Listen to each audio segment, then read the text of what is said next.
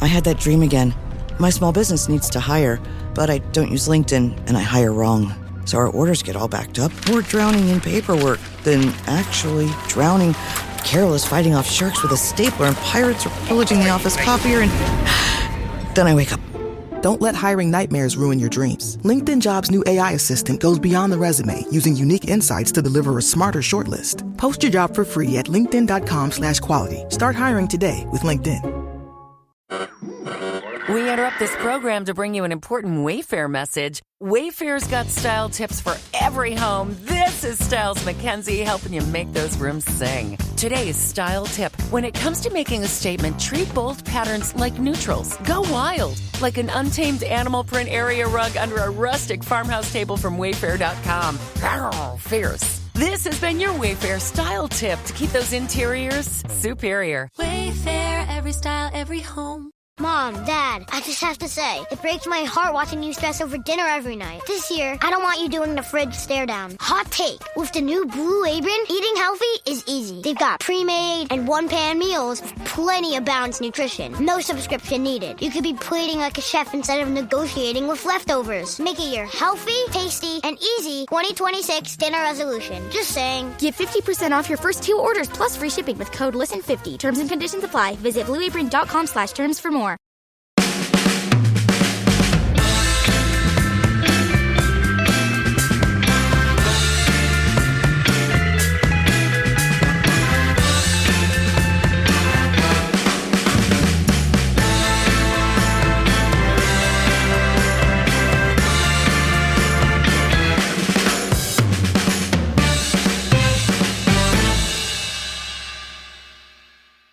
Welcome to No Question About That with me, Ed, and today with Adam. How's it going?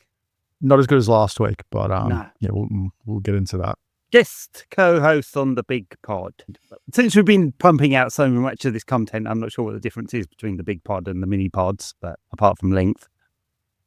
No, But- it's a big seat. It's a big seat. I'm excited to go. Something like It's that. it's a longer recording. Pressure's on. You've got to be on your game longer. Yeah, game face. Yes, over the years I've managed to do game face with mega hangovers, lack of sleep, in the middle of the working day, whatever.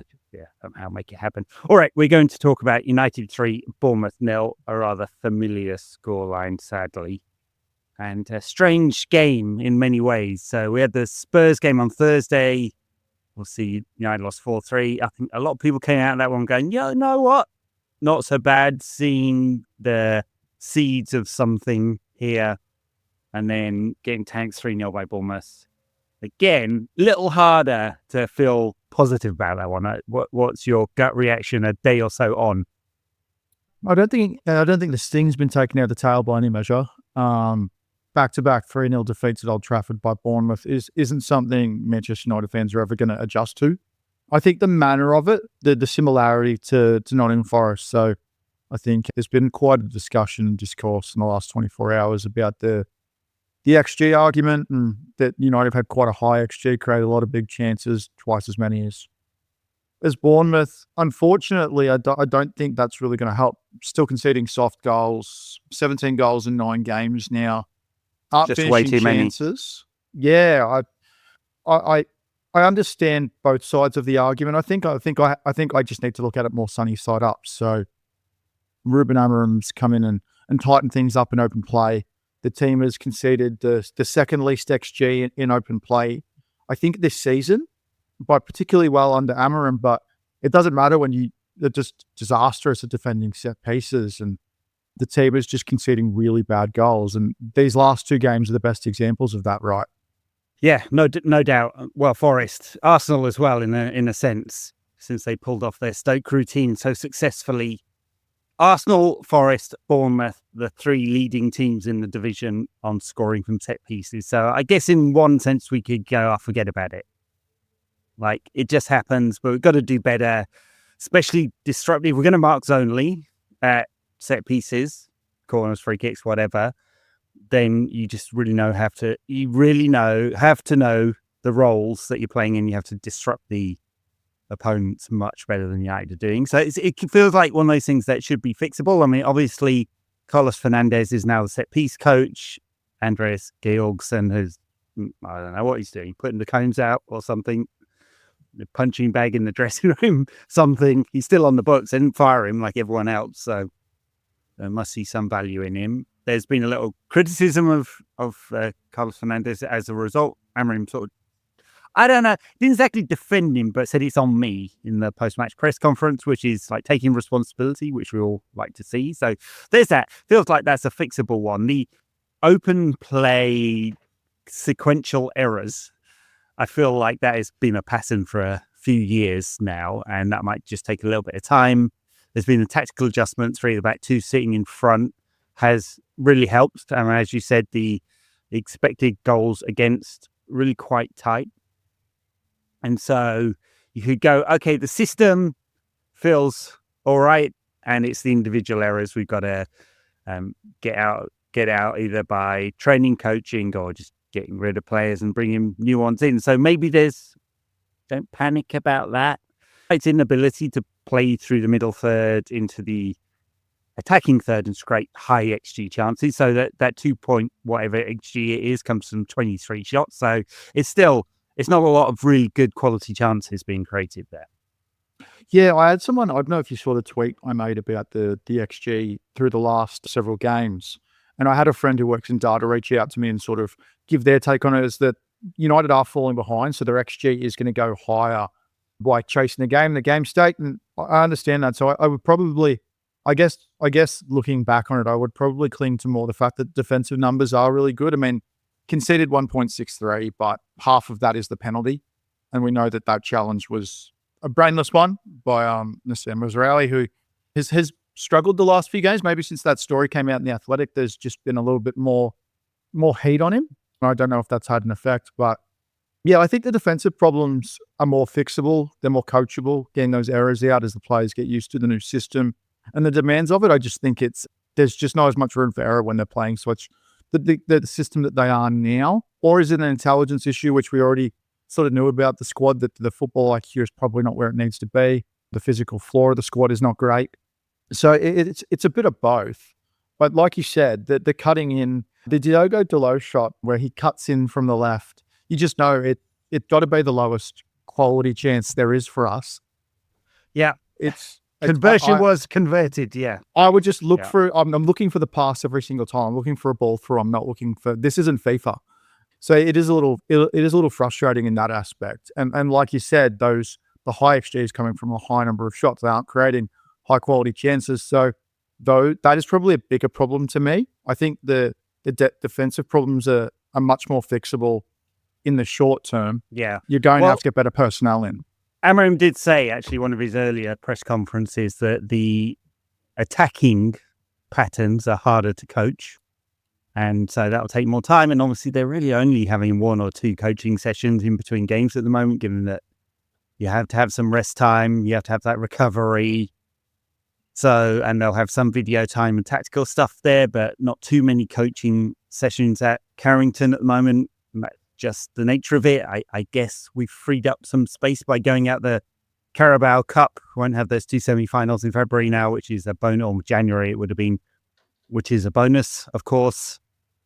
We actually have 1 fewer game over the Christmas period than has often been the case as well. So a 4-day break between Wolves and whoever we play after that. Is it Liverpool? No, Newcastle. Yeah, Newcastle. Yep. Yeah. So a little bit of time here, but yeah, absolutely. It's gonna take several weeks, months to see the real benefits of Amorim's coaching. And then there's just the question marks over a whole bunch of players, aren't there? I mean, I think when we moved to this new system, we're like, well, hang on a minute. There's 1 fewer attacking players in the team now, basically. It doesn't mean the team is less attacking. It's just the nature of it. And we've got 8 forwards or 8 attacking players. 9 if you counted Eriksen, although I think he's probably just oddly a number 8 these days. And 8 into 3 doesn't go. What's it going to look like? Well, it's changed up a little bit now, hasn't it? Because you've got Marcus Rashford frozen out of the squad for reasons of which we can all argue about. Mostly people arguing with absolutely no knowledge whatsoever, but yeah, hey, that is the internet. And then you've got Josh Xerxes still trying to find his feet. I mean, I really struggled to see where those feet come from, honestly, but he's had, 17, 18 games now. Totally unfair to judge him based on that, come to a new country and all of that. Anthony, we've had 2 and a bit years now of evidence that he just doesn't score goals or create them. And so then you've got Bruno hugging the touchline yesterday, Ahmad, our own, and Højlund hadn't scored loads, although he is an efficient finisher. He just needs to, the team needs to find him, or he needs to get into the right position. So all of a sudden, you've got all these players, none of whom score very many goals. Bruno's the only creator in that lot. Oh, apart from Ahmad, who's our leading assist maker this season. Ahmad's sort of come out of nowhere in one sense. And so you have all these kind of many players and quite a lot of problems or question marks over all the players. And that's part of it, right? Part of it's personnel and part of it's systems. We're not getting as many free goals as we could do. That could be set pieces or magic. Under Erik ten Hag, it was mostly, hey, let's rely on the magic. So you want free goals as well as systems goals. We're not even really scoring the Amorim style goal where there's the cutback and the tap in. They're like so many of Sporting's goals are like that, and we just haven't seen too many of those either. So I feel like we're just going to have to have a lot of patience. It's Manchester United and losing 4 games out of 9. Really hard to have patience with that, isn't it? Yeah, it is. And we've gone into this pattern of 2 wins, 2 losses, 2 wins, 2 losses, and that's just not going to hold. There isn't the patience for it. We've already lost 4 games this month. We lost 5 this time last year, and that was a disaster. That was a really tough time under Erik ten Hag. It's interesting you're talking about the attackers. I was sort of thinking before we jumped on the recording, what fixes one problem that helps another? And for me, it all starts from the back. I know that the fans at Old Trafford were particularly impatient yesterday with the build-up out of the back. There was that moment with Onana holding onto the ball. I understand like the debating the press and the slow build-up. For me, it all starts from the back. So once they improve in that build-up, it'll steadily improve up the pitch. The final third creation was particularly poor yesterday. I thought that was where we struggled the most. I know we created 4 big chances. Again, that was chasing the game. But also, on top of that, it was those chances from Bruno in the first half, that one that was completely off target in about the 35th minute when he had the one chance after another. But also, yeah, you're talking about an attack. You're talking about all these misfit toys and players that these square pegs, round holes. I'm sort of wondering with the 3 attackers, and I know that Ahmad's been the best attacker in the side this season, but I sort of think that he still fits better in that right wing back role. It just allows you to fit in another attacker, and I think we worry about the positions a little bit too much, don't we? Again, but yeah. There's already a problem at wing back. I think that when you play 2 fullbacks, yesterday it was Delo and Masrao, when you play the fullbacks in those roles, it just sucks so much creativity out of the team. It puts such a demand on those 3 forwards to create and score when they already are struggling to do that. I think we'll see an uplift as a team as the team finds more cohesion there. I think we're talking about, Gyökeres and players who are being targeted to come in. But for me, there should be an uplift in the team when they find a better fit amongst the personnel. When they just create better chances, it should be better overall. So I'm not too worried. Like, I know that there's a lot of speculation about what January looks like, but for me, we already know right now that Ruben Amorim's just going to have to make do with what he has. So I'm not really worrying about dreaming about transfer targets and stuff like that. I'm more worried about getting a left wing back in than another attacker because those problems are just a little bit more fixable in the short term to me with what we have. Wait, certainly when you play 2 defensive players in fullback positions, it's not just their kind of their attacking output, it's their ability to build up in the right situations. Mazraoui, I like he's a high quality all round footballer, right? It's almost like you could put him in any position on the pitch and he's not going to look like an idiot. There's obviously places he's going to be better. Not necessarily going to play him at number 10, like Erik ten Hag when he had that brainwave/stroke that one time. But I don't like him at right wing back, honestly. He's the physicality there. And I think that's part of the reason. It's really dumb, the penalty to give away. But if he's going up and down that wing, I think that's probably more likely. I'm not sure I have loads of evidence other than I just don't like it instinctively. I like the calm presence he has at right side of the back 3. He's just a very intelligent footballer, and it helps United build up so well out of that. He's the sort of the mirror image of Martinez when Martinez is at his best. And you think about those connections between right side of the back three, right wing back, and the right-sided attacker of the three. And Amarim's trying to do this as well. Like, what are the connections there? You can see it in the passing maps, right? And on the left-hand side, we're struggling even more, really. So it's what the balance is on the right there. And then Martinez, left wing back, ideally not low.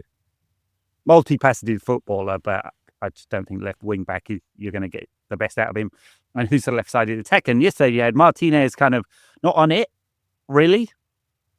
Martinez played, or am I getting that break? Yeah, he did. Yeah, and then Malacia, who had a bit of a mare, honestly, not fit. Yeah, maybe never will be.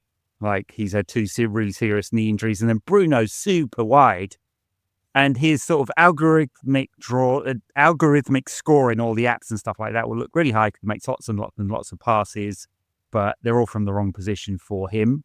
And so it just didn't feel balanced. And then on the right-hand side, I wasn't sure that we had the right balance there necessarily either. So he's trying to find those combinations. Centre of the park as well. The combination between Ugarte and Mainu on paper should be great.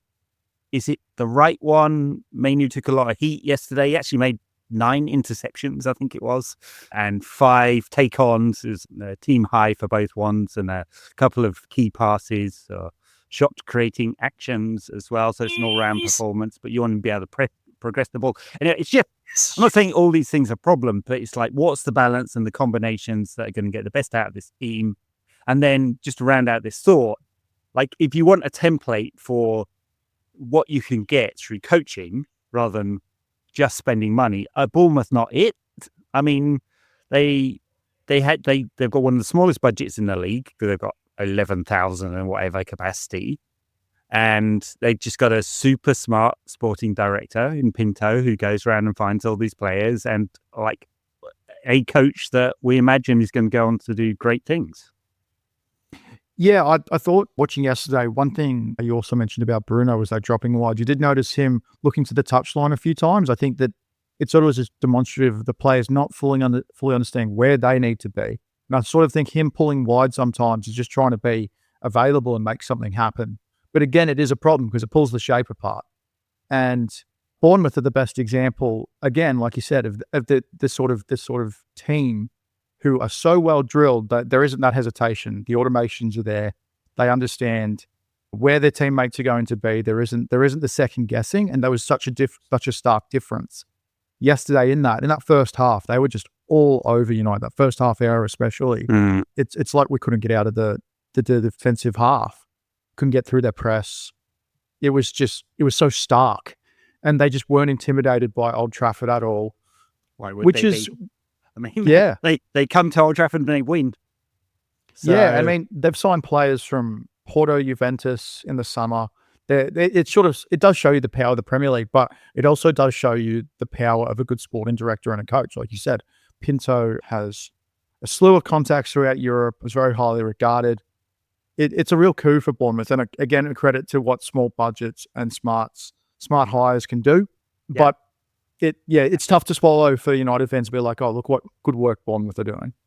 It will be an interesting question now. We don't have a sporting director at United, whether they bother to reappoint someone else or whether they think that it's basically covered through Barada doing operations, Wilcox on the technical side and evaluation, squad management and stuff like that, and Vivell on the recruitment side. So, and obviously the negotiation team and stuff like that, and whether they think they've got that covered because they don't have a Monchi or a Pinto or a bunch of other people. And in the past, over the past 10, 15 years, when they've not had that, they've gone and relied on agents, and that has not served United well because they are not working in United's interest. Even if they do take a £10 million fee or whatever it is to bring the player in, they are like real estate agents. They're going to sell you a dud and tell you it's the best house on the planet and so on, right? And United have really suffered, and they need to do their own due diligence in a way, because even with the summer signings, who I think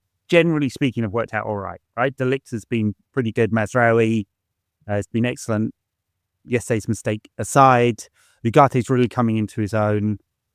We could legitimately criticize some aspects of his game, but I think he's putting in the kind of performances fans will love. And on the just defensive side of things, excellent. So it'd be mostly good. Josh Xerxes, a question still. But it has to be that. It has to be 80% right. Otherwise, you're really going to struggle going forward to spend the budget and get out of our financial hole, which is hundreds of millions deep now, and build the team while working within the constraints of until we work out the cycle, right? So, 3 years' time, we've worked off all the crap. We've got 6 windows of good purchases, then you're in a better position, right? So look at Liverpool. They had what seemed like about 3 years of absolutely perfect transfer record, no notes, nothing went wrong at all. And it's very unusual. And United need something similar to get this going again, not waste the money. And it's a double hit, right? It's the cost of bringing someone in. It's the cost of shipping them out as well. We have to pay off a contract, or you're looking at, like, if Casemiro goes this summer, we don't get a fee, a one-time impairment charge, right? And that kind of thing, it's really costly. Yeah, I mean, you even look at Marcus Rashford's deal, so through 2028, I think there's close to £60 million still on that contract. Even if you spread that over a 5-year deal at another club, I mean, you're still looking at a 200K plus wage a week, and that's without an increase. Like, is he just going to be happy to spread that contract across 5 years without any increase in the total term whatsoever? So it's a really tricky scenario, but we've seen Chelsea fix their squad pretty ruthlessly, and I think despite the criticisms of the work they have done in the transfer market, they have found ways to make things work. And can United do the same? But you come back to the new structure. Is Wilcox handling negotiations? Is the Diego Leon deal sort of a preview of what that looks like with Vavell's global scouting network and global contacts being utilised? Wilcox closing the deal, Barada handling parts of negotiations too, like he did with the Amarim deal. Is it less hands actually more beneficial and less overlap in roles? Absolutely. And I'm really wary of kind of hero worshipping here, and like putting it, like, if it's a system and a structure and it's not overbearing, because you don't want too many people on the board, right? I mean, or the football operation side of things. And you also don't want to rely on one person as the person that will fix all things, even if we're looking at Amarim going, hey, he's the most important person of this new structure. So the Leon deal, looks really interesting, doesn't it? United haven't done a deal like that for a long time. Not since, I don't know, maybe Javier Hernandez. They've plucked someone out from total obscurity. I mean, on the youth side, they've done a few, but it's all been from around Europe, really. So yes, that one very much looks different. Since you mentioned it, and since there's just total misery to talk about with the actual game itself, let's talk about Rashford and Casemiro, because Casemiro on the bench, barely been used at all by Amarim. I guess just doesn't like it, or likes Manuel Ugarte, but when Ugarte went off yesterday, Casemiro did not come on. And then Rashford frozen out for, is that the 3rd game in a row now that he's been totally out? Obviously, the Telegraph are running a story an hour at the moment about Marcus Rashford. Particularly appeals to their readership. I would say quite a lot of inaccuracies, as I understand it, in some of those reports. So there's that to deal with. You talked about the money side of things. I was just writing on my Substack, nqatpod.substack.com. It's free.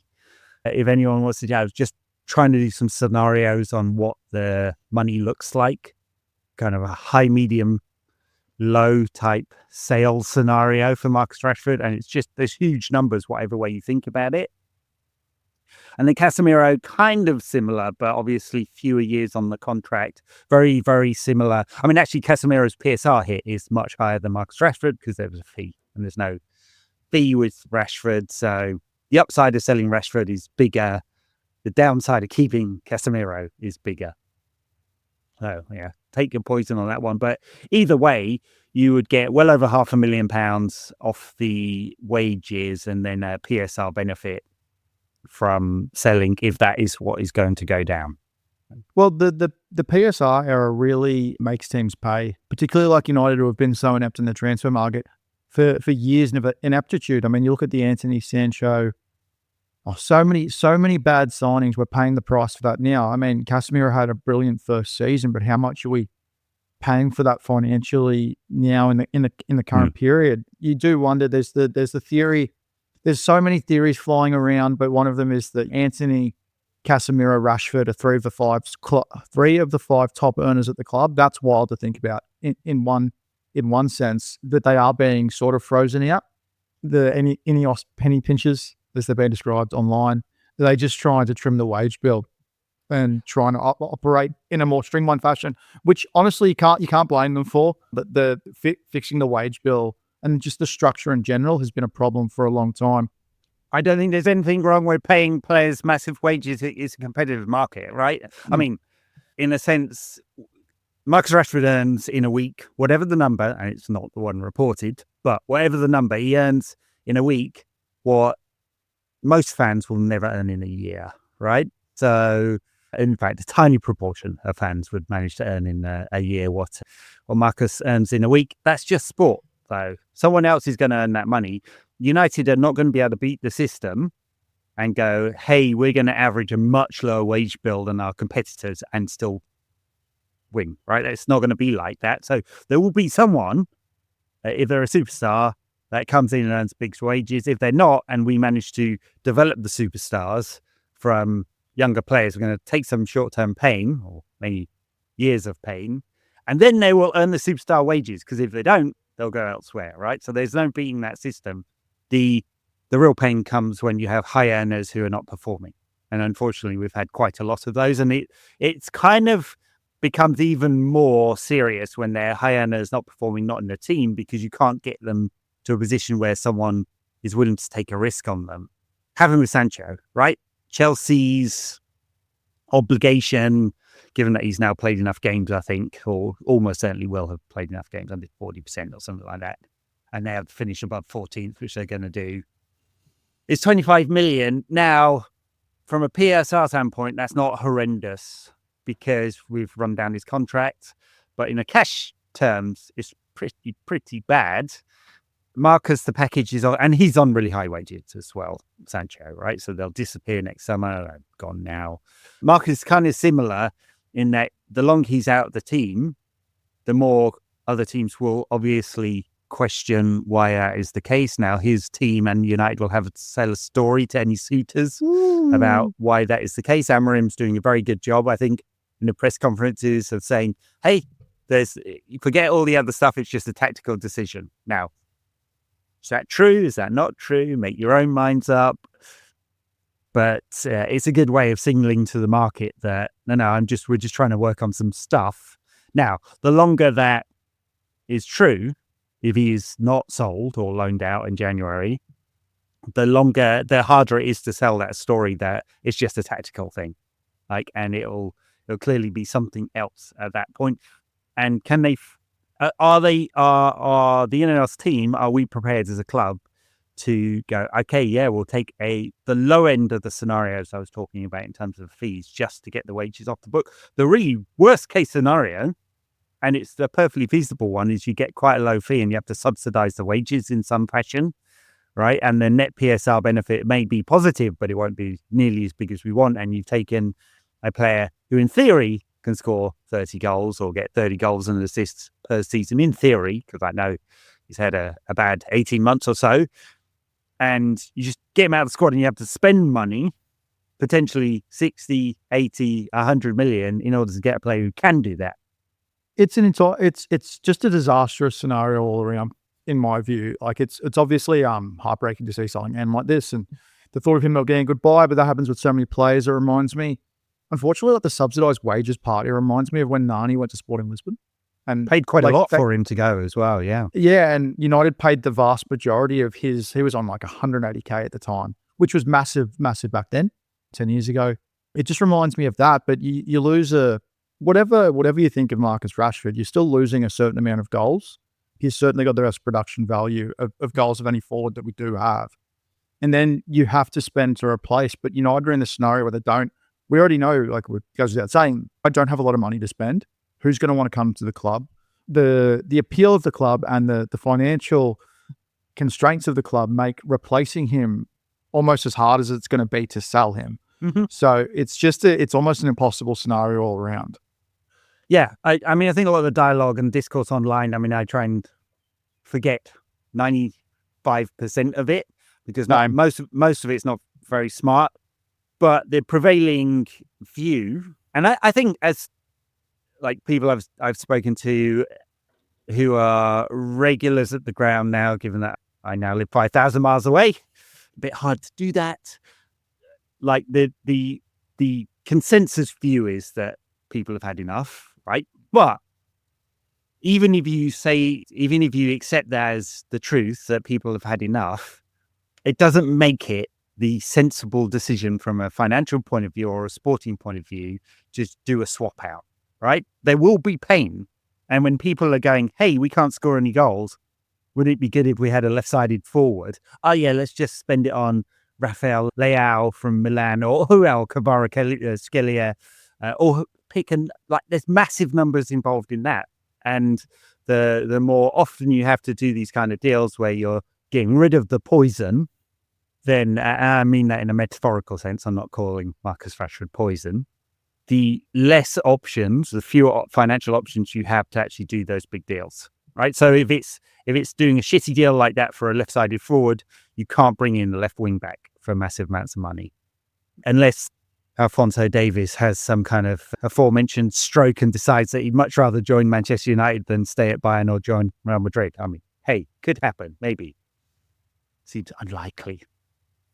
But it just, like, this is why the squad building is so important these days. Because the more mistakes you make, and United had a lot, it takes you 3 years to work that out from a PSR perspective, work it out the system, and 5 from a contract perspective. That's a hell of a lot of pain every time you make a mistake. Yeah, it's definitely refined squad building, and it's interesting that in an era of the greatest parity we've ever seen in the Premier League, I mean, Bournemouth being the greatest example of that, again, it's a weird time to be rebuilding, because if you get it right, you can shoot up the table really quickly.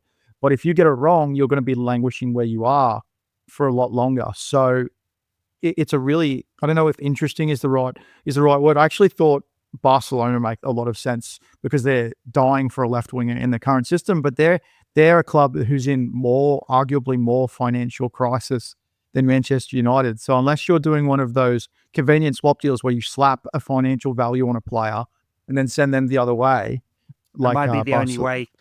Yeah, honestly, I really think it is. But Barcelona are having problems with Dani Olmo's registration because they're on in La Liga registration. They won't have a UEFA problem, but just because of the way the financial constraints work there and what they can accept as how much of any fee that they get for selling players they can bring into their financial calculations. Yeah, so it seems unlikely, even if from a team point of view, that would actually be a good one. Maybe they could do a loan, short-term loan. If that doesn't even make sense to me, because if we're in a position where we think that he could go out and do well, then is it so bad?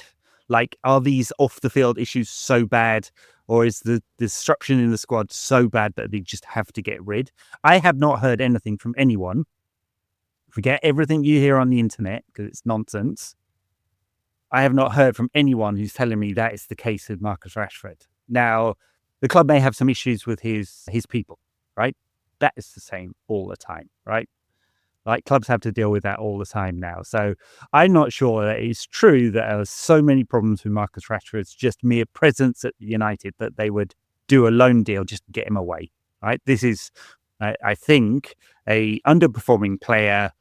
They're taking a very hard-nosed view at the performance versus the return on investment, right? Performance versus cost of players, and saying, hey, if there's no performance here, we're better moving on quite quickly, which isn't a horrendous way of thinking about things if you can get those kind of deals done, right? I mean, we're unsentimental about Marcus Rashford because of who he is, the man, and what he's done. People who call him a virus and just are like fucking incels in their basement playing Football Manager all day long. There's no point conversing with these people. They definitely do not know what's going on. So I have a lot of respect for Rashford, the man. I feel some pity for what the situation has become and the abuse he takes of all stripes. And I'd like to see him do well. Ideally, that'd be a night because it'd solve all these problems straight away. But it appears that will not be the case. Yeah, I think at the end of the day, I think my personal view is from an Ineos perspective, it was they're looking at it as a value for money proposition. And that the asset is just not returning near the value of what they're paying for it. And like you said, that's a sound way of thinking if you're just talking about that.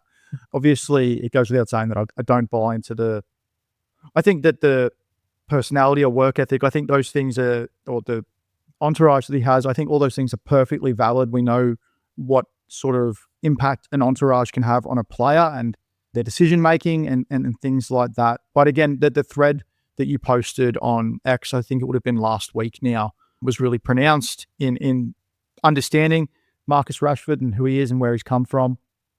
I think that sentimentality is what football is all about, the nostalgia and the things, particularly, I suppose, the nostalgia as a United fan at the moment. But if people think that sentimentality and nostalgia is a problem, I don't think they really understand what football fandom's all about and what brings you to the games.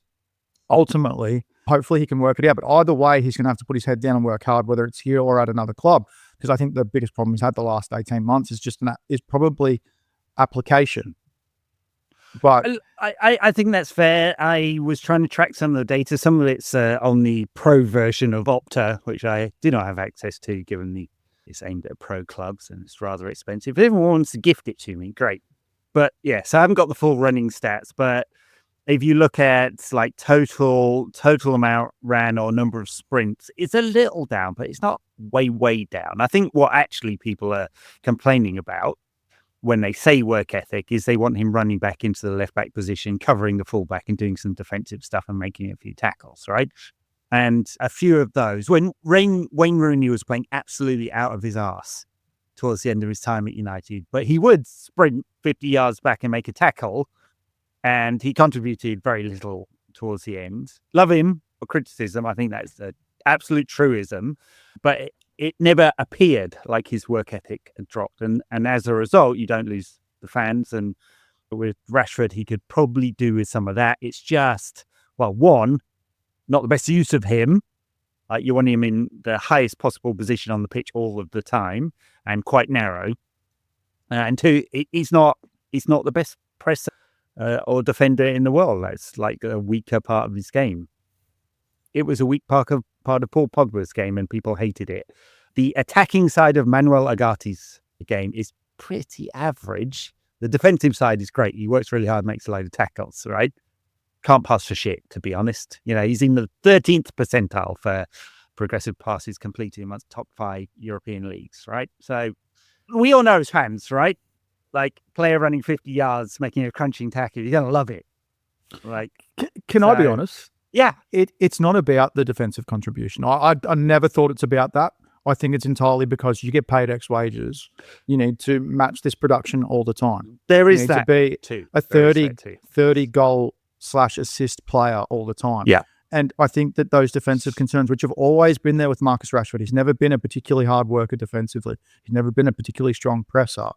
He's been a good finisher. Yeah. And because he's not doing that now, it's never really about that for me. And we're just unhappy about something else. It's not really that thing that we're upset about. The money side of thing's interesting though, isn't it? Because I mean, we've just gone through a bunch of kind of analytical stuff about the finances. It's really important. Why should fans care though? Really? I know we necessarily do because none of us earn this kind of money.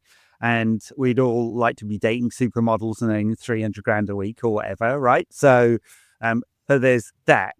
If he was on £200,000 a week, would the criticism be less? If he was on 100,000, like for the actual player, for Marcus Rashford, the difference between 200,000 a week and 300,000 a week, if that's the number, is really not. But let's just say it is not going to make any difference to his lifestyle whatsoever. But obviously the players and the agents go for the biggest number they can get because why not? Right? Manchester United are owned by a bunch of blood-sucking billionaires. Now, we have minority shareholders, a blood-sucking billionaire who has bought it for his legacy, we think.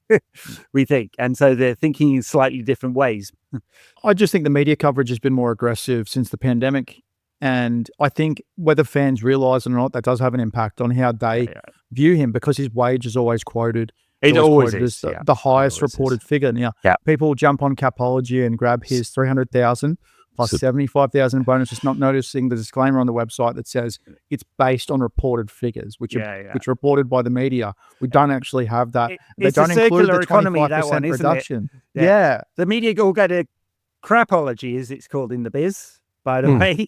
They report that, and then Crapology picks that up again, and they just, So, I mean, I think I mentioned it on last week's pod. Manchester United's 23 financials, total employee benefit, so that includes the 1,000 staff, or now 750 staff, plus all the players, was 364 million, right? The idea that Marcus Rashford would be 10% of total employee benefits, or about 15% of the squad, absolutely fucking nuts.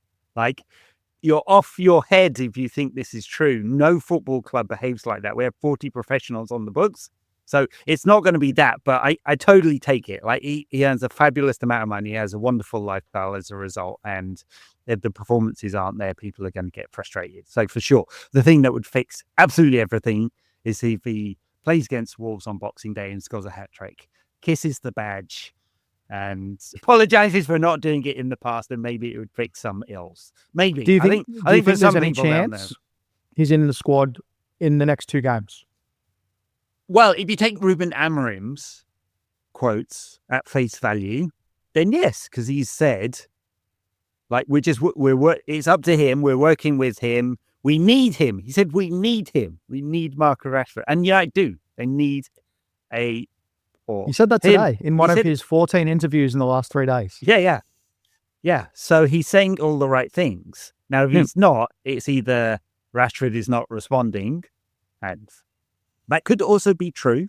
Like, it could be that it's just too far gone for him. Something mentally has changed, and he wants gone. And United will find a solution. In that case, it will be a very expensive financial solution to solve that problem, if that is the case. So we better hope it's not, because we'll be subsidizing him to play for someone else. So that could be the case, but if we take it at face value, to answer your question, then there's obviously an option here. Now, I don't know. Do you think Ruben Amorim would be Manchester United manager if Sir Jim was on the phone saying, you can't play this player, we want him out, and we decided we're going to force him out? I don't know if I buy that. I just don't think it all adds up. I did find it interesting that he said after the first game that they were trying something new with him. And maybe it's as simple as he's going to see that out. But it's hard to see him miss 3 match day squads in a row and think that, all things considered, all the reporting, whatever you take from that, and think that he's going to find his way back in. I hope he puts his head down and finds his way back in, and he's scoring goals by January. But it's just hard to know. You can look at the 14 columns in the Telegraph of late. I found it interesting that James Ducker was reporting this morning that Marcus Rashford wants to leave when he's been absolutely hammering him from pillar to post the past 2 weeks. I find it hard to believe that he's got the source on that story. I would find that that's more from someone else who would want the narrative to go that way. But it's more interesting to me that whatever side of the argument on, and I'm guilty of this too, because I'm quite outspoken about it online, is that we'll take the reporting that suits us the most. No, sure. Rather than thinking critically about it, right? We all have our priors on this, for sure. We'll have our biases.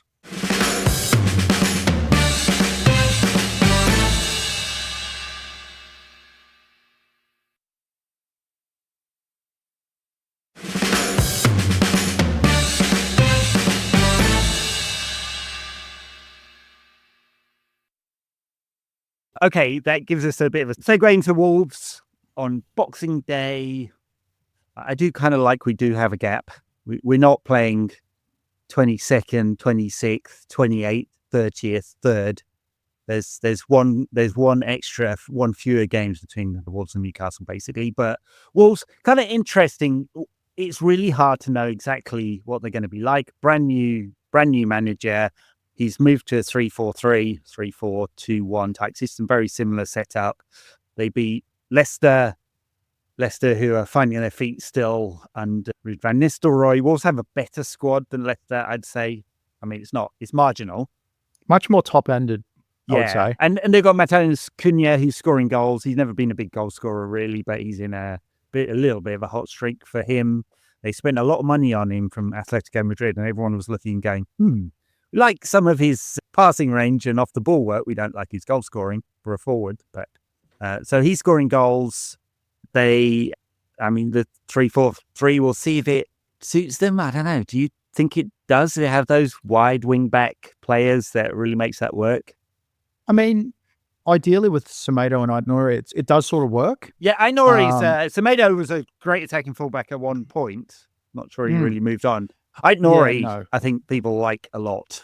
So yeah, he's certainly one of him and Cunha are obviously top targets of United. I think those are more of the level of targets United are going to have to look at. Like if Wolves do end up being relegated, which is certainly a possibility at this point, despite the new manager bounce against Leicester, those are more of the targets I think are realistic for the club because they're going to have to look at opportunities in the market. Yeah. These targets from Napoli, AC Milan, I'm just not buying that. Like I know people speaking up Morgan Rogers after City lost again to Aston Villa on the weekend. I think your Cunha's are more that level of player, and we do need ball carriers. And Cunha is statistically, I think, the best ball carrier in the Premier League at the moment. In the forward half. So I think it'll be interesting playing a team that is not well drilled in a new system. That'll be interesting to see how much we've progressed. If they do play that identical 3-4-2-1, they are a very good side. It'll be interesting to see Ugarte and Gomez go head to head in midfield. I actually think Ugarte he's been so good in the last two games. He's been our best midfielder, and we do need someone to take the pressure off Kobbie Mainoo. Let's be honest. Oh, for sure. I think, between Mainoo and Garnacho, we are seeing too much demands being put on young players, and that's the risk we're running amidst this rebuild, is relying too heavily on young players. Like, think of the amount of football that Garnacho's played in the last 12 months. He's had the knee injury at the start of the season, which I think clearly is still taking an effect.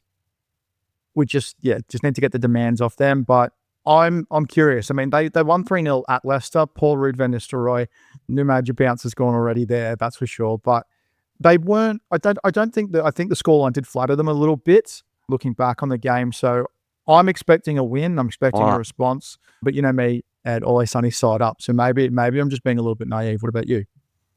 Yeah, I don't see much in this Wolves squad. I mean, I know they got that win, but there's no time for them to bed a new system in. They're just doing what Ruben Amorim did and said, hey, this is what we're doing. Vitor Pereira he's kind of interesting character. I mean, he's come from the Saudi Pro League, but at a very low fees to get him in.